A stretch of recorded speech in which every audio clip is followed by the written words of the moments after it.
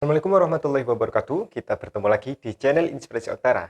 Apakah Anda termasuk KPM yang memiliki anak balita tetapi bantuannya tidak cair di tahap pertama ini?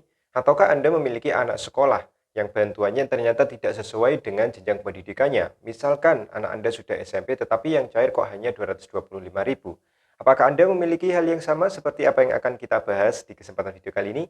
Oke, jika Anda memiliki permasalahan yang sama, Anda harus menyimak video ini hingga tuntas. Namun sebelumnya saya ingin mengucapkan terima kasih kepada para subscriber dari channel Inspirasi Oktara. Terima kasih bagi Anda yang telah subscribe channel ini, lalu mensupport channel ini dengan menonton video-videonya secara penuh dan juga aktif di kolom komentar dan membagikan video-video dari channel Inspirasi Oktara kepada teman, kerabat, sahabat. Saya ucapkan terima kasih karena tentu bentuk dukungan Anda adalah spirit bagi saya untuk lebih bersemangat lagi dalam memberikan informasi akurat dan terbaru terkait dengan kebijakan bantuan sosial kepada Anda. Dan tentunya saya lebih bisa bersemangat lagi untuk membangun channel Inspirasi Oktara agar bisa lebih baik lagi dan tentunya lebih besar lagi di masa yang datang. Oke, langsung saja tidak perlu berlama-lama lagi terkait dengan jumlah bantuan PKH tahap pertama yang rata-rata memang belum sesuai jumlahnya yang diterima oleh KPM. Ada yang sudah sesuai, banyak juga yang ternyata masih belum sesuai. Misalkan bantuan untuk balita ternyata punya anak balita tapi bantuannya tidak cair. Dan juga ada yang punya anak sekolah tetapi kok tidak sesuai ya bantuannya. Ada juga anak sekolah yang ternyata tidak cair bantuannya. Kira-kira apa yang menyebabkan hal tersebut? Dan Anda perlu melakukan beberapa hal yang akan saya sampaikan di kesempatan ini agar bantuan Anda ini harapannya bisa cair untuk tahap selanjutnya. Oke, kira-kira apa saja itu solusinya? Nah, pertama yang perlu Anda ketahui bahwa perlu Anda catat, untuk bantuan PKH sendiri di dalam satu kartu keluarga atau KK, itu maksimal yang ditanggung adalah 4 komponen saja ya, 4 komponen di dalam satu KK. Sehingga jika misalkan Anda memiliki katakanlah 5 anak atau 6 anak atau bahkan 7 anak, maka jangan berharap bahwa semuanya akan cair bantuannya. Jadi tidak berlaku seperti itu ya.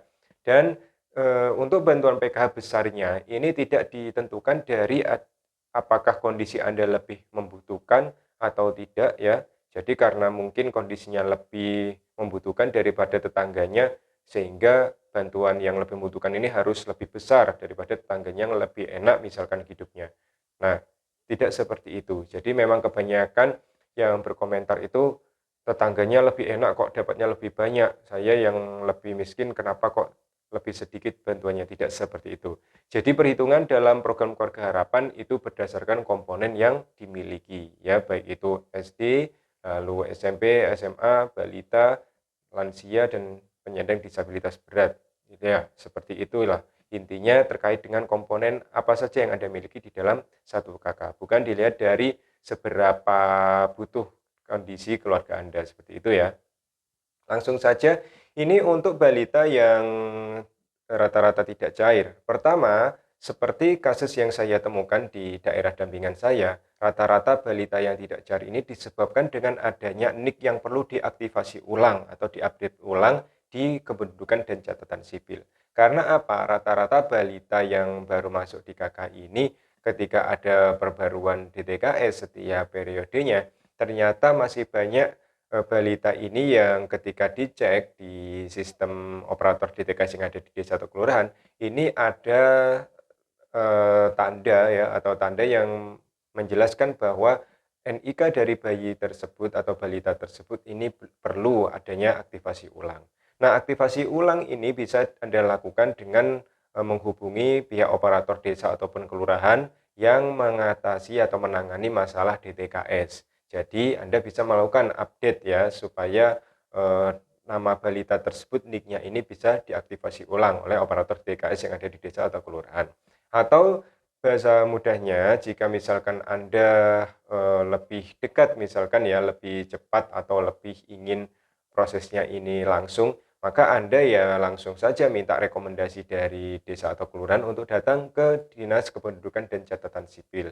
Jadi silakan Anda datang ke kantor dinasnya atau kalau di tempat saya itu ada mall pelayanan publik, di sana Anda bisa langsung berhubungan dengan pihak Dukcapil dan bisa langsung Anda lakukan untuk updating data. Untuk balita yang NIK-nya perlu diaktifasi, ini harus diaktifasi ulang, divalidkan ulang, sehingga ketika ada pemadanan data antara DTKS dengan Dukcapil setiap bulannya, ini nama bayi tersebut langsung bisa terdeteksi, dan nama-nama bayi yang sudah teraktivasi ya, balita yang NIK-nya valid, ini tentu akan bisa terbaca oleh sistem langsung masuk ke dalam DTKS. Sehingga harapannya maka bayi atau balita yang sudah teraktivasi NIK-nya, yang sudah diupdate antara Dukcapil dengan DTKS, ini harapannya di tahap selanjutnya, tahap penyaluran PK-nya ini bisa cair, seperti itu.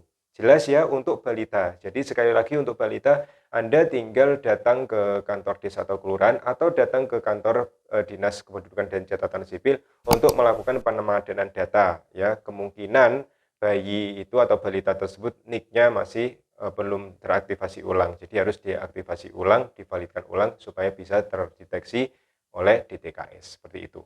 Lalu bagaimana untuk anak sekolah yang bantuannya ini ternyata tidak sesuai dengan jenjang pendidikannya? Banyak ditemukan di laporan-laporan yang masuk di kolom komentar Jalan Inspirasi Oktara. Ada yang anaknya SMP tetapi mengapa kok yang cair hanya bantuan SD? Atau ada anak memiliki 2 anak SD lalu 1 anak SMP, kenapa kok bantuannya hanya cair 1 anak SD saja dan 1 anak SMP saja? Nah, mengapa hal itu bisa terjadi? Yang perlu Anda ketahui, setiap jenjang pendidikan, baik SD, SMP, SMA, yang bisa ditanggung oleh PK maksimal adalah 2 anak dari jenjang pendidikan yang sama. Nah, jika misalkan anak-anak Anda adalah 2 anak SD, lalu misalkan 1 anak SMP, lihat struknya Anda cetakkan ya struknya, lihat bantuan apa yang tidak cair. Tetapi rata-rata untuk anak sekolah yang bantuannya ini tidak sesuai, biasanya yang sering terjadi di lapangan adalah ketika anak Anda sudah masuk SMP, ya ternyata bantuan yang cair baru 225 ya, yaitu bantuan untuk anak SD-nya. Lalu misalkan anak Anda sudah SMA, ternyata bantuan yang cair hanya 375, harusnya kan 500.000. Nah, ini juga tidak sesuai. Solusinya bagaimana? Ya, di bulan ini saya juga baru saja pertemuan bulanan, pertemuan kelompok melakukan P2K2, saya mensosialisasikan kepada ibu-ibu yang saya dampingi bahwa adanya perbedaan jumlah untuk anak sekolah yang naik ke jenjang selanjutnya ternyata tidak sesuai. Ini diakibatkan adanya data yang ada di Dapodik ini belum diupdate atau belum diperbarui. Sehingga apa yang harus dilakukan? Lihat anak Anda sekolah di mana? Misalkan sekolah di SMP A, ternyata bantuan yang Anda terima baru 225.000 di tahap ini.